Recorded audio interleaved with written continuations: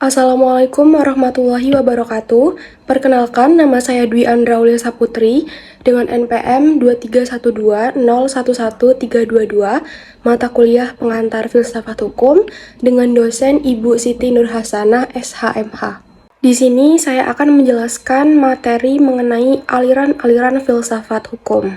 Jadi di sini yang pertama ada pengertian. Pengertian aliran filsafat hukum adalah cabang filsafat yang secara mendalam mengkaji hakikat hukum, tujuan hukum, dasar kekuatan mengikat hukum, dan berbagai pertanyaan fundamental lain terkait hukum. Aliran filsafat hukum tidak hanya membahas apa itu hukum, tetapi juga mengapa hukum harus ditaati, apa tujuan hukum, dan bagaimana hubungan hukum dengan kekuasaan serta masyarakat. Dalam perkembangannya, aliran filsafat hukum melahirkan berbagai aliran atau mazhab yang menawarkan perspektif berbeda mengenai sumber, tujuan, dan penerapan hukum. Selanjutnya, ada bentuk-bentuk aliran filsafat hukum beserta contohnya. Yang pertama itu ada aliran hukum alam. Aliran ini berpandangan bahwa hukum bersifat universal, abadi, dan bersumber dari sesuatu yang lebih tinggi dari manusia, seperti Tuhan atau aliran irasional. Atau rasio manusia biasanya disebut dengan aliran rasional. Hukum alam dianggap sebagai standar keadilan yang harus menjadi dasar hukum positif. Contoh dari aliran hukum alam yaitu hak asasi manusia seperti hak hidup, hak berpendapat, dan hak beragama dianggap melekat pada setiap manusia sejak lahir, bukan karena diberikan oleh negara. Ketika seseorang menuntut haknya untuk beribadah meski tidak diatur secara eksplisit dalam hukum negara, ia mendasarkan argumennya pada prinsip hukum alam bahwa hak tersebut bersifat universal dan harus dihormati. Selanjutnya, aliran yang kedua itu ada aliran positivisme hukum. Aliran ini menegaskan bahwa satu-satunya sumber hukum yang sah adalah hukum positif, atau undang-undang yang dibuat oleh lembaga berwenang, terlepas dari nilai moral atau keadilan.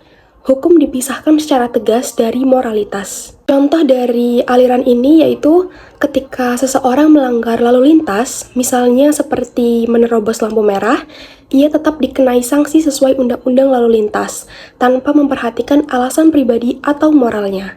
Penegak hukum menjalankan aturan sebagaimana tertulis dalam undang-undang, sesuai prinsip bahwa hukum positif harus ditaati apa adanya. Selanjutnya, yang ketiga yaitu ada aliran utilitarianisme.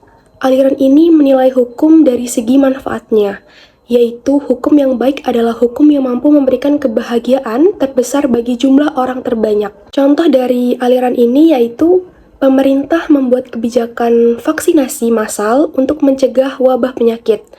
Meskipun ada sebagian individu yang menolak, kebijakan tetap dijalankan demi kebaikan dan kesehatan mayoritas masyarakat, yaitu memberikan manfaat terbesar bagi sebanyak mungkin orang. Selanjutnya, aliran yang keempat yaitu ada aliran mazhab sejarah.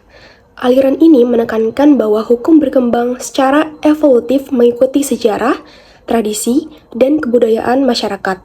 Hukum tidak diciptakan secara tiba-tiba, melainkan ditemukan melalui proses sejarah.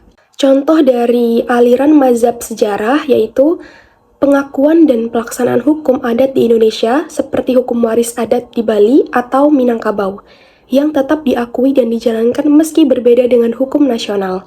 Hal ini karena hukum adat berkembang dari kebiasaan dan tradisi masyarakat setempat. Selanjutnya, aliran yang kelima yaitu aliran sociological jurisprudence.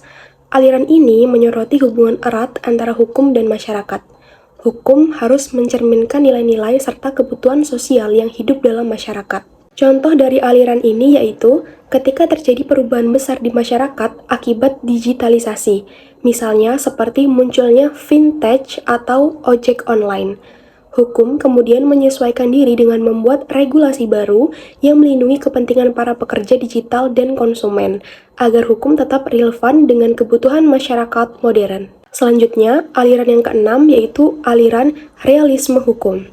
Aliran ini berfokus pada praktik nyata di pengadilan, yaitu bagaimana hukum diterapkan oleh hakim dan diinterpretasikan dalam kehidupan sehari-hari.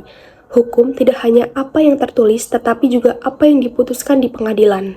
Contoh dalam aliran ini yaitu dalam perkara perdata, Dua kasus dengan peraturan yang sama bisa menghasilkan putusan berbeda karena hakim mempertimbangkan fakta-fakta unik di masing-masing kasus. Ini menunjukkan bahwa hukum tidak hanya apa yang tertulis, tetapi juga bagaimana hakim menafsirkannya dalam praktik. Selanjutnya, aliran yang ketujuh yaitu ada aliran Free Ratioer atau ajaran hukum bebas.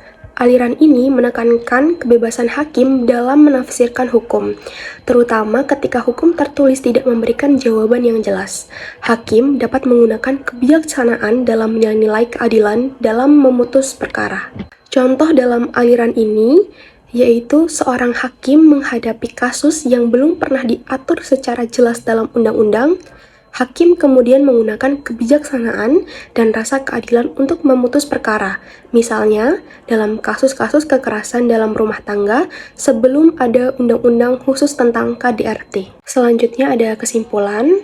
Jadi kesimpulan dari materi yang saya sampaikan yaitu aliran-aliran filsafat hukum memberikan kerangka berpikir yang berbeda dalam memahami, menafsirkan, dan menerapkan hukum.